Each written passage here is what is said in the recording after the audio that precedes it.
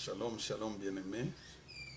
Que mon Dieu vous bénisse pour la grâce qu'il nous accorde encore aujourd'hui de partager sa parole. Je voudrais commencer par la prière. Dieu de grâce, le Dieu de notre Père Seigneur Jésus-Christ, merci pour ton amour, ta fidélité, ta bonté, surtout l'opportunité que tu nous accordes aujourd'hui d'élever ton nom qui est au-dessus de tout nom. Nous voulons que le Saint-Esprit nous accompagne le long de ce message, que nous puissions partager ta parole. Sois avec nous, Père. Glorifie-toi du début jusqu'à la fin, au nom de notre Seigneur Jésus-Christ. Amen. Que notre Dieu soit encore élevé ce matin pour l'opportunité qu'il nous offre de partager sa parole. Le thème que nous allons parler aujourd'hui est intitulé « L'utilisation du temps ». Comment utilises-tu ton temps? Et surtout vis-à-vis de Dieu, parce que le facteur temps est très important dans la vie d'une personne. Et lorsque ton temps est mal utilisé, ça ne peut pas te permettre de réussir dans ta vie. Et comment utilises ton temps vis-à-vis de ton Dieu qui t'a créé? Parce que le temps, c'est l'un des plus grands dons que Dieu nous a donné. Dieu a donné à l'homme d'une manière égale. Cela veut dire un jour à 24 heures pour tout le monde. Que ce soit pour un riche, pour un pauvre, un prisonnier, que ce soit n'importe qui, nous avons tous un jour de 24 heures. Dieu n'a pas favorisé une certaine catégorie de personnes en matière de temps, en donnant à celui-ci un jour de 10 heures, à l'autre un jour de 15 heures ou 24 heures. Non.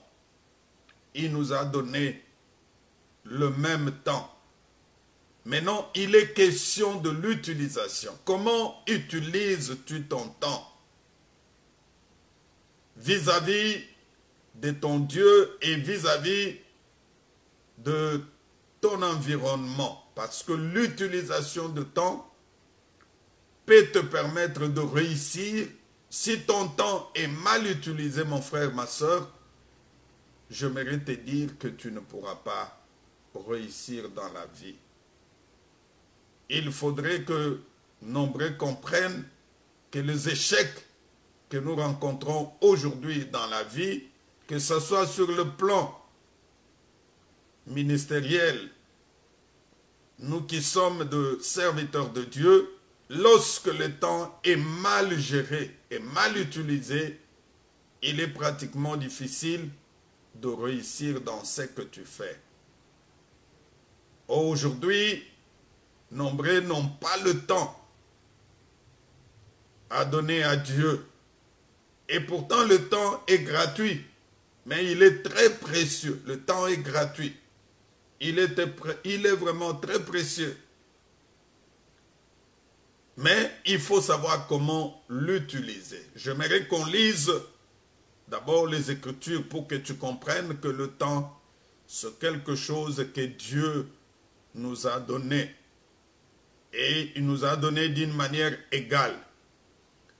Qu'est-ce qui fait que l'autre a le temps pour son Dieu, a le temps pour sa famille, a le temps pour faire l'œuvre de Dieu, et toi tu n'as pas ce temps-là?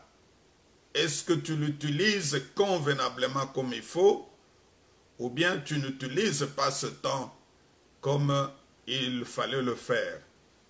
Lisons Ecclésiaste chapitre 3, le verset 11.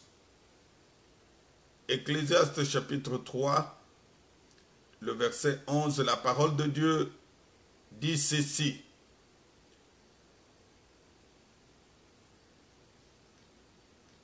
Il fait toutes choses bonnes en son temps. mais il a mis dans leur cœur la pensée de l'éternité, bien que l'homme ne puisse pas saisir l'œuvre que Dieu a fait du commencement jusqu'à la fin. L'utilisation du temps, c'est ça le thème que nous exploitons aujourd'hui. Comment utilises-toi ton temps? Est-ce que l'utilisation te permet de réussir dans ce que tu fais, ou l'utilisation de ton temps est une barrière, est un obstacle pour que tu ne puisses pas avancer? Tu peux avoir des possibilités, tu peux avoir des moyens, mais lorsque le temps est mal utilisé, mon frère, ma soeur, il sera pratiquement difficile. Ici, la parole de Dieu nous dit, il fait toutes choses bonnes en son temps. Ça, c'est Dieu. Dieu a fait toutes choses bonnes en son temps. Si nous rentrons à la Genèse, nous voyons comment Dieu a utilisé le temps. Dieu a utilisé le temps convenablement, d'une manière réelle et d'une manière correcte. La Bible dit que au commencement, Dieu a créé le ciel et la terre. La terre était informe et vide, et il y avait des ténèbres sur la surface de l'abîme, et c'est ainsi que Dieu a commencé à utiliser le temps convenablement. Le premier jour, il dit que la lumière soit, et la lumière fut. Et Dieu vit que cela était bon, il sépara la lumière d'avec les ténèbres. Il appela la lumière le jour et les ténèbres la nuit. Ainsi, il y eut un soir et il y eut un matin, ce fut le premier jour. Et vous verrez que Dieu n'a pas créé le monde en un seul jour. Dieu a créé le monde pendant 6 jours. Il le faisait du jour à un autre. C'était la meilleure façon d'utiliser le temps. Il avait la possibilité de créer tout en un seul jour. Aucune chose ne pouvait l'empêcher. Il pouvait le faire correctement. Et il pouvait le faire au même moment. Mais il a su effectivement utiliser le temps comme il fallait. Mais pourquoi toi et moi, nous n'arrivons pas à utiliser notre temps convenablement comme il faut, pour que cela nous permette aussi de réussir? Et parfois nous abusons, parfois nous utilisons très mal le temps.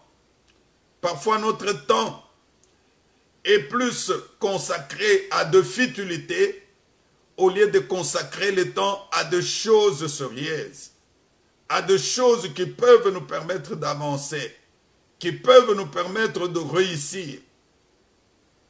Tu trouves quelqu'un, il se donne plus dans de choses de ce monde, mais il n'a pas vraiment le temps pour Dieu. Ce n'est pas une bonne chose. Ecclésiaste chapitre 3, verset 1. La parole de Dieu dit, il y a un temps pour tout. Un temps pour toutes choses sous le ciel. Il y a un temps pour toutes choses sous le ciel. Il y a un temps pour naître. Il y a un temps pour mourir. Un temps pour planter. Un temps pour arracher ce qui a été planté. Un temps pour tuer. Un temps pour guérir. C'est pour dire qu'il y a un temps. En tant que chrétiens, nous devons effectivement planifier les choses, planifier le temps. Il faut planifier le temps et le respecter. Est-ce que as-tu l'habitude de planifier ton temps? As-tu l'agenda quand même de ta journée pour te dire que je dois me réveiller à telle heure, je commence ma journée par la prière, et lorsque je finis ma prière, à telle heure, je dois aller à l'école ou bien au travail. Après le travail, je dois aller à l'église. Après l'église, je dois faire telle ou telle activité parce que il faudrait planifier. Mais aujourd'hui, il nous arrive d'avoir plusieurs choses à la fois. Nous voulons faire plusieurs choses au même moment. Non. Tu ne peux pas faire plusieurs choses au même moment. Il faudrait planifier et que cela soit respecté. Et c'est ce qui fait que nombreux parfois se retrouvent malades, parfois se retrouvent surmenés parce qu'ils ne savent pas planifier les choses. Écoute ce que les Écritures nous recommandent dans Malachie, chapitre 3, à partir du verset 8. J'aimerais que nous puissions lire ce verset parce que c'est un verset très important, ce sont des versets très importants. La parole de Dieu dit ceci: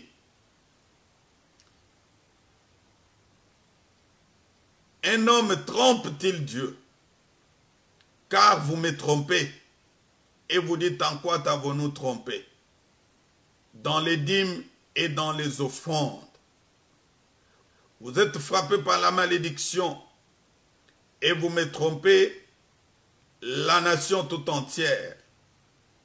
Apportez à la maison de l'Éternel toute dîme afin qu'il y ait la nourriture dans ma maison. Ici, c'est Dieu qui s'adresse à son peuple. Il dit que nous les trompons. Et nous nous posons la question, nous trompons Dieu en quoi? Il dit: vous me trompez dans les dîmes et dans les offrandes. Ici, je voudrais parler de la dîme de temps. Parce que souvent, nous parlons seulement de la dîme d'argent, de la dîme de choses matérielles. Mais il y a aussi la dîme de temps qu'on doit donner à Dieu. Tout chrétien doit donner la dîme de son temps à Dieu. Ce qui veut dire un jour à 24 heures. Et dans les 24 heures, nous devons, la dîme de 24 heures, c'est 2h40. En plus de cette dîme de 2h40, nous devons y ajouter les offrandes. Les offrandes du temps, cela veut dire la moitié de la journée, 1h30, ce qui va faire au total 3h60, 3h06 que nous devons donner à Dieu. Mon frère, ma soeur, je ne sais pas si réellement tu donnes ce temps à Dieu. Pendant la journée, tu as combien de temps que tu donnes à Dieu? Parce qu'un vrai chrétien doit donner à Dieu la dîme et les offrandes de son temps. Ça doit se faire régulièrement chaque jour. Tu dois avoir au moins 1h ou 1h30 de prière quand tu te réveilles. Et pendant la journée, tu dois consacrer aussi le temps à la méditation de la parole de Dieu. Et s'il faut que tu ailles à l'église, tu y vas. Et à la fin de la journée, tu totalises le temps que tu étais devant la face de Dieu.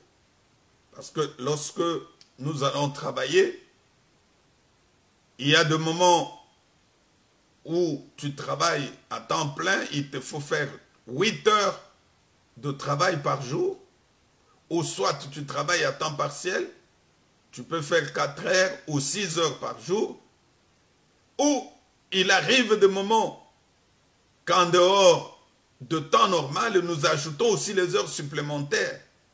Quelqu'un qui doit travailler pendant 8 heures, il travaille 10 heures, il travaille 12 heures par jour.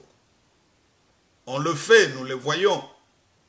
Et d'ailleurs, ici où nous sommes, que ce soit en Europe ou aux États-Unis, beaucoup de gens travaillent doublement. Il peut y avoir deux travails où il commence dans tel travail, il fait 8 heures, et dans l'autre, il peut faire soit le part-time, il peut travailler 6 heures, et par jour, il fait 16 heures, ou parfois 12 heures ou 14 heures de travail. C'est bien de le faire parce que nous avons besoin de l'argent. L'homme doit vivre par le travail. Mais combien de temps, mon frère, ma soeur, tu consacres aussi aux choses de Dieu? Combien de temps tu donnes à Dieu? C'est lui qui te donne le souffle de vie. C'est lui qui peut décider aujourd'hui que tout s'arrête. Tout peut s'arrêter dans ta vie. Mais combien de temps donnes-lui à ton Dieu? Ou bien tu donnes seulement le temps à de choses de ce monde, à de choses terrestres? Non, mon frère, ma soeur. Le but de mon message aujourd'hui est que toi et moi, nous sachions comment utiliser notre temps. Et que dans l'utilisation du temps, que nous ayons aussi le temps pour Dieu. Le temps de la prière. Le temps de méditer la parole de Dieu. Le temps d'écouter aussi le message qui sont prêchés. As-tu le temps de suivre aussi de prédications qui sont prêchées sur YouTube, que ce soit sur Facebook? Tu restes comme cela pendant 1 heure en train de suivre une prédication du début jusqu'à la fin. On est plus devant les écrans en suivant des émissions politiques, en suivant des choses qui n'ont pas trait à la parole de Dieu. Je ne dis pas que c'est mauvais. Mais nous devons aussi prendre le temps à suivre les choses de Dieu. Tu restes devant ton poste téléviseur, tu es à ton téléphone pendant 1 heure, 2 heures du temps. Tu écoutes les différents messages qui sont prêchés par les hommes de Dieu. Et parfois tu pries en fonction de ça. Mon frère, ma soeur, j'aimerais te dire que ça pourra t'aider et ça pourra te permettre de grandir sur le plan spirituel. Au lieu de passer toute la journée dans l'oisiveté, passer toute la journée dans des distractions qui ne donnent pas gloire à Dieu. Comment utilises-toi ton temps, mon frère? Lisons le livre de Jean. Jean chapitre 7, verset 6. Ici, c'est le Seigneur Jésus qui le dit.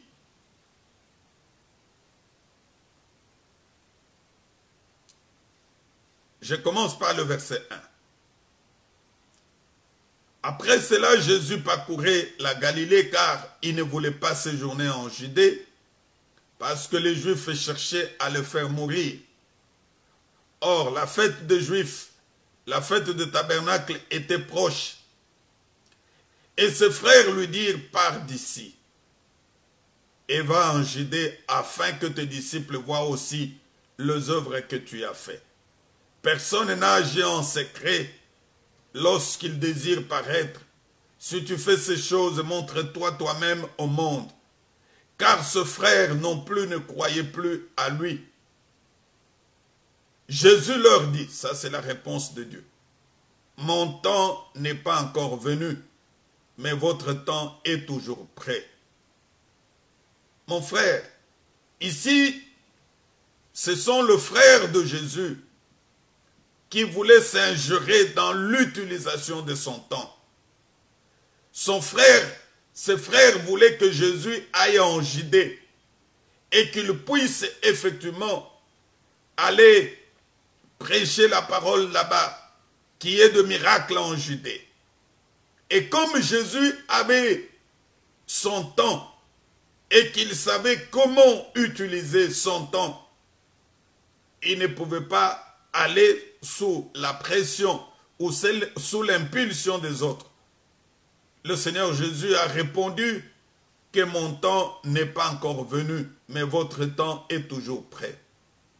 Il ne voulait pas que les gens puissent s'ingérer dans son temps. Il ne voulait pas travailler sous la pression des autres. Aujourd'hui, combien planifient leur temps? Combien respectent leur temps qu'ils ont planifié? Il y a des gens qui font, comme je le disais, qui font des choses vaille que vaille. Non. Il faut planifier. Et lorsque le temps de Jésus est arrivé pour qu'il aille en Judée, parce qu'il savait que s'il va maintenant, ce n'était pas le temps. Et que les choses ne pouvaient pas réussir. C'est ainsi qu'il a pu attendre le temps. Lorsque le temps est arrivé, il est allé en Judée. La même chose lui est arrivée lorsque il a appris la nouvelle de la mort de Lazare. On est venu et il a appris d'abord la nouvelle de la maladie de Lazare. On est venu lui dire que Lazare, ton ami que tu aimes plus, est malade. Mais lorsqu'on est venu lui dire, Jésus n'est pas allé au même moment, il n'est pas allé sur le champ. Il est resté encore jusqu'à ce que Lazare est décédé. Et quand il est décédé, on l'a enterré. Jésus est arrivé 4 jours après parce que c'était le temps. Parce qu'il avait planifié son temps. C'était le temps où le miracle devrait s'opérer dans la vie de Lazare. Et que ce miracle pouvait être une occasion de ramener beaucoup de gens vers le Seigneur. C'est ainsi qu'il est parti, arrivé sur place. Il a posé la question, où est-ce que vous l'avez mis? Arrivé sur le tombeau de Lazare, il a dit, Lazare, sors. Et Lazare est sorti. Et quand il est sorti, il est revenu vivant. C'est parce que Jésus savait comment gérer son temps. Il avait compris que ce n'était pas le temps. Mes frères et sœurs, j'aimerais vous dire, si nous voulons réussir dans ce que nous faisons, nous devons planifier le temps et le respecter. Nous, ministres de Dieu, pasteurs, prophètes, docteurs, apôtres, avons-nous l'habitude de planifier le temps? Combien de temps est-ce que tu prends dans la prière? Parce que tout doit se préparer par la prière.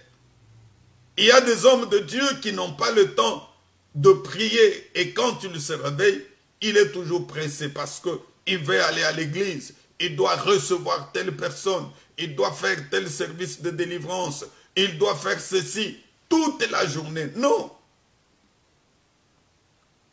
Les choses doivent être planifiées. Et d'ailleurs, pour Jésus, le projet prioritaire, c'était d'abord la prière. Jésus ne pouvait pas commencer sa journée sans prier. Toute sa journée devrait commencer par la prière. Est-ce que nous avons l'habitude de commencer nos journées par la prière? Marc chapitre 1, verset 25. La Bible dit, vers le matin, pendant qu'il faisait encore très sombre, il s'éleva et sortit pour aller dans un lieu désert où il pria. Simon et ceux qui étaient avec lui se mirent à sa recherche. Et quand ils l'eurent trouvé, ils lui dirent, tous te cherchent. Jésus commençait, la Bible dit, vers le matin, pendant qu'il faisait encore très sombre.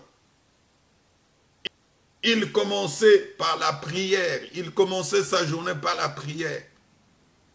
Est-ce que nous aussi, aujourd'hui, nous le faisons?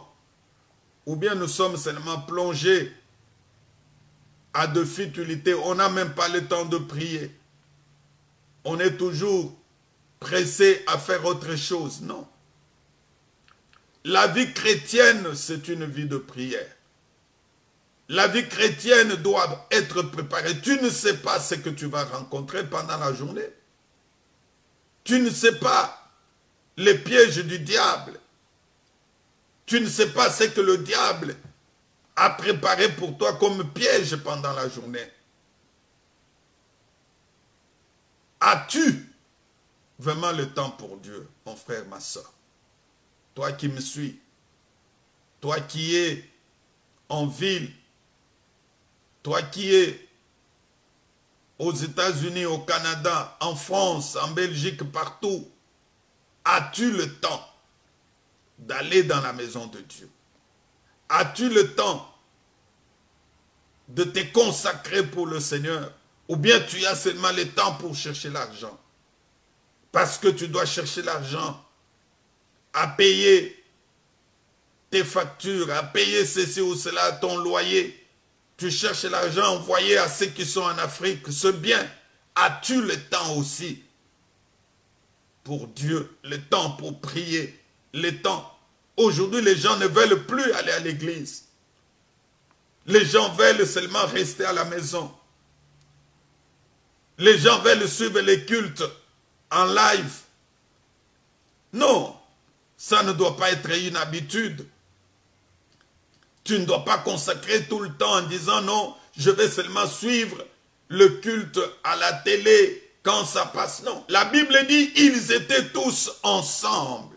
Le chrétien de l'église primitive, ils se retrouvaient chaque jour. Ils étaient ensemble. Tu ne vas pas me dire que ce bien-aimé n'avait pas aussi d'occupation. Non, ils travaillaient. Mais quel que soit leur travail, ils avaient le temps pour Dieu. Ils savaient comment gérer leur temps. Ils savaient l'utilisation de temps était nécessaire. Pourquoi aujourd'hui tu n'as pas le temps pour Dieu? Tu as le temps seulement pour autre chose. Tu as le temps pour aller dans des bars, dans des boîtes de nuit. Tu as le temps pour aller je ne sais où, mais tu n'as pas le temps d'aller à l'église. Depuis que le confinement a commencé, aujourd'hui, beaucoup de chrétiens ne veulent plus aller à l'église. Oui, il y a eu le temps où on ne pouvait pas se retrouver, on ne pouvait pas se rencontrer. Pendant ce temps-là, on avait des émissions en live. Mais aujourd'hui, que les activités ont repris, pourquoi tu n'as pas le temps d'aller à l'église? C'est devenu un échappatoire. Non, mon frère, ma soeur, nous devons donner le temps à Dieu. Nous devons savoir gérer notre temps. Dans Luc chapitre 2, ici on nous parle toujours de Jésus. À partir de verset 48. Lorsque ses parents les virent, ils furent saisis d'étonnement. Et sa mère lui dit, mon enfant, pourquoi as-tu agi de la sorte avec nous? Voici ton père et moi, nous te cherchons avec angoisse. Écoute la réponse de Jésus. Il leur dit, pourquoi me cherchez-vous?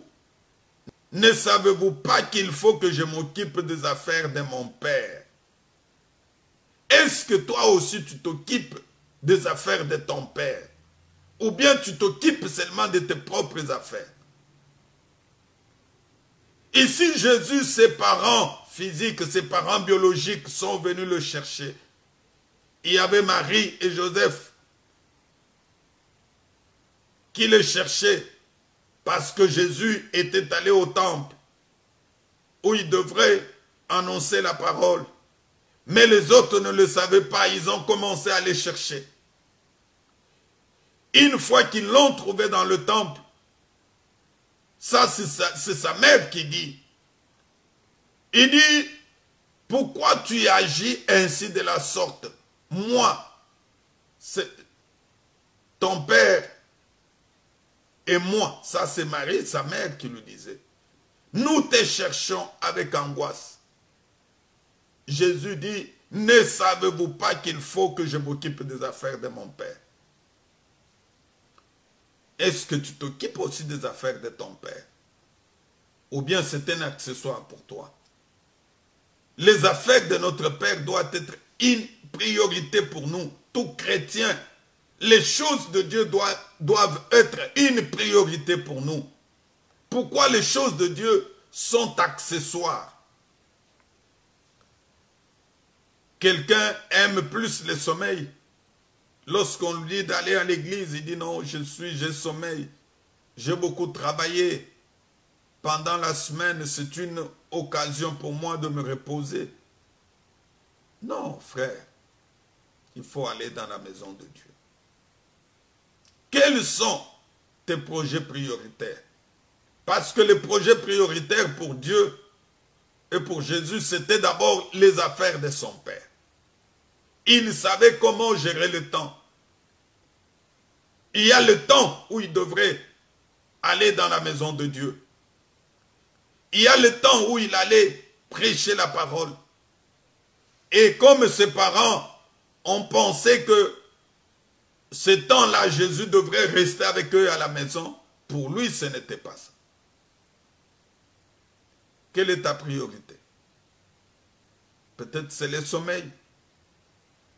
Peut-être c'est l'oisiveté. Tu es vraiment oisif. Tu n'as pas le temps de te consacrer pour Dieu. Aujourd'hui, le Seigneur te parle pour que tu saches comment utiliser ton temps. Que tu aies un programme. Et surtout, le temps pour Dieu. J'insiste, le temps pour Dieu. Pourquoi tu ne peux pas être comme les autres qui avaient aussi le temps pour Dieu? Ils avaient des occupations, ils travaillaient. Mais ils avaient aussi le temps pour Dieu. Mais toi aujourd'hui, tu dis que tu n'as pas le temps pour Dieu. Pourquoi? Daniel chapitre 6, à partir de verset 9, à partir de verset 10. Lorsque Daniel sut que le décret était écrit, il se retira dans sa chambre, où les fenêtres de la chambre supérieure étaient ouvertes, dans la direction de Jérusalem, et 3 fois le jour, il se mettait à genoux, il priait et louait son Dieu, comme il le faisait auparavant. Daniel priait 3 fois le jour. Il se mettait à genoux 3 fois. Toi et moi, combien de fois avons-nous l'habitude de nous mettre à genoux?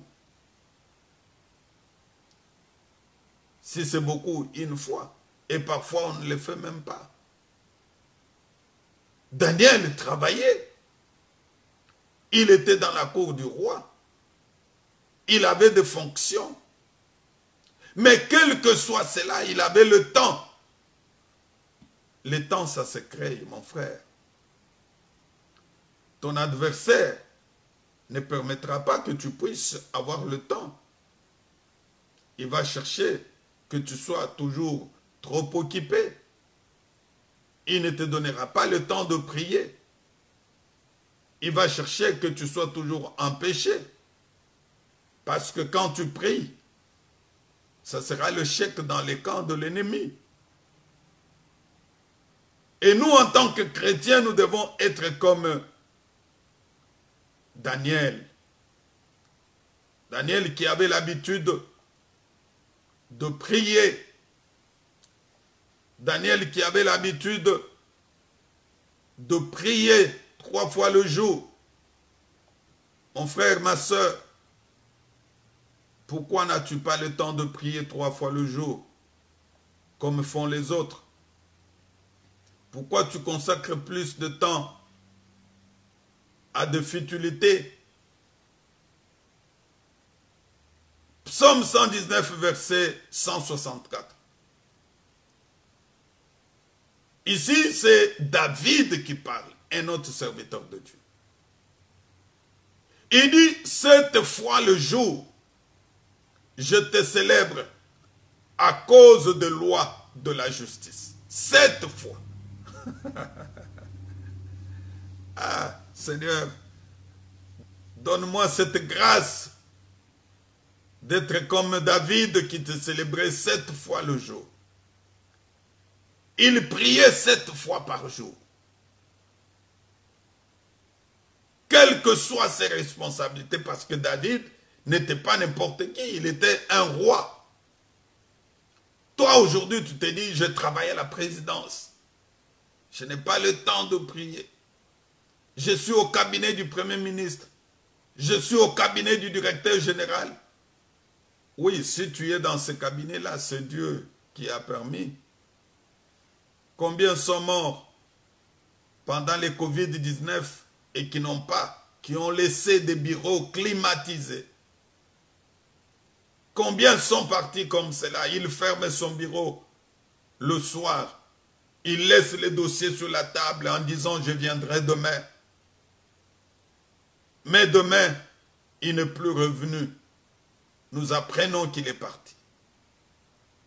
Mais Daniel qui savait utiliser son temps, qui savait mettre Dieu en premier plan, la Bible dit que 7 fois le jour, il célébrait Dieu, il se mettait à genoux.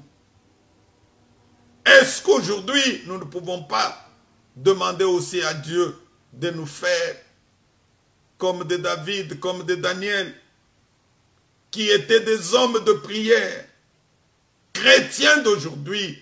Combien de temps consacrons-nous à notre Dieu? Combien de temps utilisons-nous pour la gloire de Dieu? Avons-nous le temps de chercher la face de Dieu? Ou bien nous avons seulement le temps de chercher l'argent? Il y a un temps pour tout. Il y a un temps pour chercher l'argent. Il y a un temps aussi pour prier. Dans Psaume 55, versets 17 à 18, il dit « Et moi j'ai crié à Dieu, et l'Éternel me sauvera. Le soir, le matin, à midi, j'ai soupiré et j'ai gémi, et il entendra ma voix. » Il dit « Le matin, le midi, le soir. » Le matin, le midi, le soir. Toi, mon frère, ma soeur, combien de temps tu consacres à Dieu?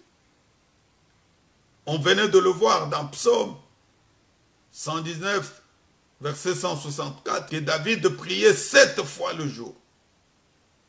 Aujourd'hui, nous avons des chrétiens par formalisme. Les chrétiens qui n'ont pas le temps de prier, qui n'ont pas le temps de se consacrer pour les choses de Dieu. Même des serviteurs qui veulent seulement prêcher, mais ils n'ont pas le temps de préparer la prédication. La prédication, ça se prépare. D'abord par la prière et par la lecture. Tu dois méditer la parole de Dieu. Tu dois aussi faire de recherches. Tu dois écouter ce que les autres ont prêché. Tu dois lire. Et c'est ce qui te permettra de faire une bonne prédication. Combien de temps consacres-tu dans la préparation de ta prédication? Ou nous le faisons toujours rapidement? Non, je dois prêcher à 10 heures. Il est quelle heure? Il est 9h30. Je prends la Bible, j'essaie un peu de... Il y a même certains qui n'ouvrent même pas la Bible. Il dit tout est ici dans ma tête.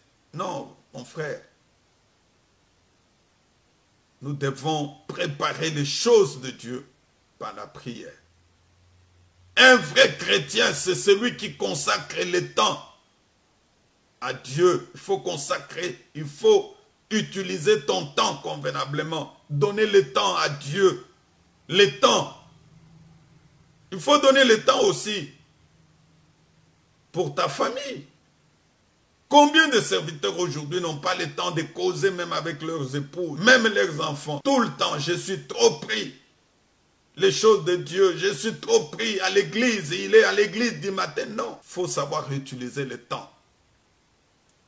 Tu as ta femme, tu as tes enfants. Il y a un temps où tu dois faire le travail de Dieu. Il y a un temps aussi où tu dois t'occuper de ta famille. Tu dois être à côté de ta femme, être à côté de tes enfants. En tant que parent, il faut aussi contrôler les devoirs des enfants. Il faut savoir qu'est-ce que tes enfants ont appris à l'école. Il ne faut pas être seulement pasteur qui s'occupe seulement des choses de Dieu, mais tu n'as pas le temps de t'occuper aussi de ta famille, non. L'utilisation du temps. Comment utilises ton temps, mon frère, ma soeur? Combien de temps as-tu pendant la journée pour la prière? Est-ce que tu pries 3 fois comme Daniel? 7 fois comme David? Est-ce que tu as le temps de commencer ta journée comme Jésus-Christ le faisait? Ou tu commences ta journée dans le Facebook, dans le YouTube, dans ceci ou cela? Non. Donnons le temps à notre Dieu. Sachons utiliser correctement, convenablement. Nous devons chronométrer notre temps. Nous devons respecter. Et c'est ainsi que nous réussirons dans notre vie. Nous réussirons dans notre ministère. Nous réussirons dans notre travail, même le travail physique, le travail professionnel. Et tu verras que si on sait bien gérer le temps, les choses vont réussir et la gloire de l'Éternel va se manifester dans notre vie. Incline-toi là où tu es, mon frère, ma soeur. Toi qui n'as pas le temps pour Dieu, qui as seulement le temps pour autre chose. Aujourd'hui, le Seigneur te parle. Il veut que tu lui donnes le temps, comme David, comme Daniel, comme d'autres serviteurs de Dieu, comme lui-même qui fit notre modèle. Si tu peux le faire, tu réussiras dans la vie. Si tu peux le faire, une fois réussi, tu vas conseiller aussi aux autres. Prions. Père, merci pour ta grâce, merci pour ton amour, merci pour cette opportunité que tu nous as donnée aujourd'hui. Tu as voulu que nous parlons sur l'utilisation du temps. Comment utilisons-nous notre temps vis-à-vis de notre Dieu? Je voudrais que cette parole produise le fruit dans la vie de mon frère, de ma soeur, qui n'a jamais eu le temps pour Dieu, qui n'a jamais eu le temps de se consacrer pour lui-même, que nous sachions utiliser notre temps. Que le nom de l'Éternel soit élevé, soit exalté aujourd'hui, au nom de notre Seigneur Jésus-Christ. Amen.